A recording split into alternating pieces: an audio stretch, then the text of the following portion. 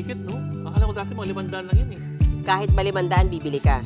Hindi. Oo, tingnan mo. Sabi ko Pasalot sa'yo din. Para naman sa ating papaong Pampag-good night, nakakatuwa naman ang isang batang viral online. Oy, Bok, Gino-joke time niya ang kanyang mami. Parang tayo lang to. Joke time sa isa. Rito na tayo. Pause for nuts.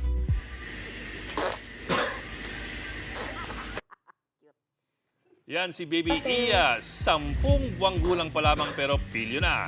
Tila sinadya niyang bugahan ng tubig ang kanyang Mommy Grace.